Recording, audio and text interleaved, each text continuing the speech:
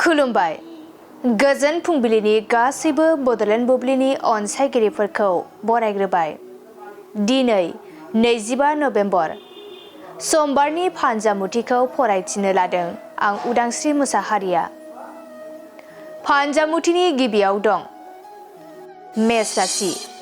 रां रुफा आरजिनानै लानो हागोन, गोसोआ जोबोरैनो रंजाखांगोन। बृष राशि। जिउनि थांखि लानायाव जेननांनो हागौ, दुखु दाहाजोंनो साना बारलांगोन। मिथुन राशि। गोदान मिजिं लाना हाबा मावनो गोसोआ थुलुंगाखांगोन, दलरै थानो गोसो जागोन। कर्क राशि। नाजानायनि मोजां फिथाइखौ मोनफुंनो हागौ, गोजौ फारसे जौगालांनो हागोन। सिंह राशि। थांखांनाय जाथायफोरखौ गोसोखांना गिखांबाय थागोन, गोसोआ असान्थि जाबाय थागोन।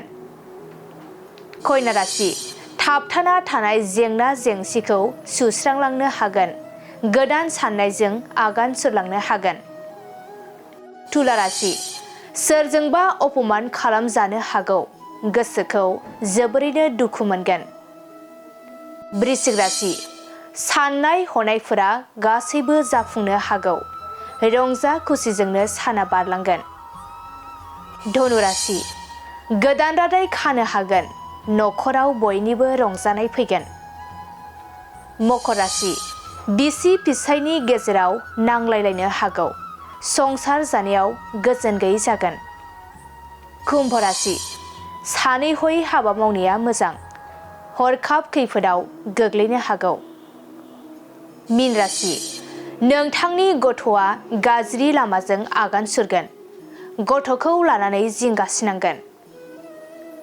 दिनै सानसेनि राशि फरायथिनायाबो एसेनोसै।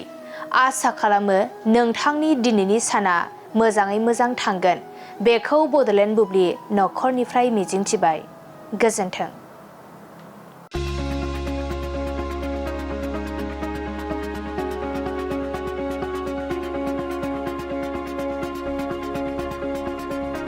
मोनसे फोसावथाय।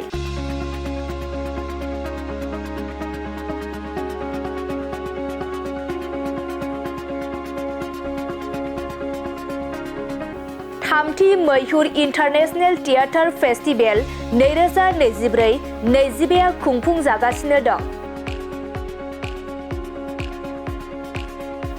लोरगि थियेटार ग्रुपनि बानजायनायाव आरो बिटिआर सरकारनि सिनेमा एन्ड डिपार्टमेन्टनि हेफाजाबाव थामथि मैहुर इन्टारनेशनेल थियेटार फेस्टिभेलखौ 21 नभेम्बरनिफ्राय 24 नभेम्बरसिम थुनफावथाय दिन्थिनो थाखाय क'क्राझार सहरनि साखाथियाव थानाय बड'फा कालचारेल कमप्लेक्सआव दिन्थिफुंगासिनो दं।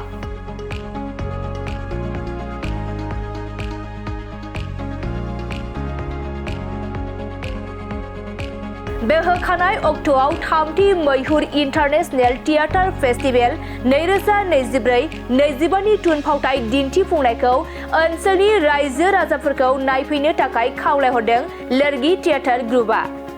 मैहुर इन्टारनेशनेल थियेटार फेस्टिभेलनि बे दिन्थिफुंनाय हाबाफारियाव गुबुन गुबुन जायगानि मोन 8 राव हारि आरो हारिमु थुनफावथाय दिन्थिफुंनाय जागोन, जेरै इउके लन्दननि मार्कास डु सौटयजों डिरेक्सन होजानाय इंलिश रावनि एक्सियम अफ चइस, क'क्राझार लोरगि थियेटार ग्रुपनि सन्जीब कुमार ब्रह्म आरो पबित्र मुसाहारिजों डिरेक्सन होजानाय बर' रावनि जावलिया देवान,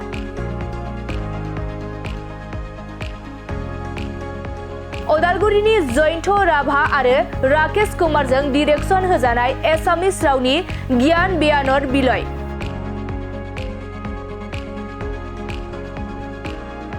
मांगालुरु कर्नाटकानि अरुणलालजों डिरेक्सन होजानाय कानाडा रावनि मेथा, इटालीनि रिकार्डो रेस्ट'जों डिरेक्सन होजानाय नन भार्बेल रावनि पपकर्न ब्रेक, निउ दिल्लीनि फहाद खानजों डिरेक्सन होजानाय हिन्दी रावनि हाकिम.com, लेटिन आमेरिकानि एफा एंगेलनिजों डिरेक्सन होजानाय नन भार्बेल रावनि सिसा, जरहाटनि रुपजयथि महन्तजों डिरेक्सन होजानाय एसामिस रावनि थेंगा मर्टन,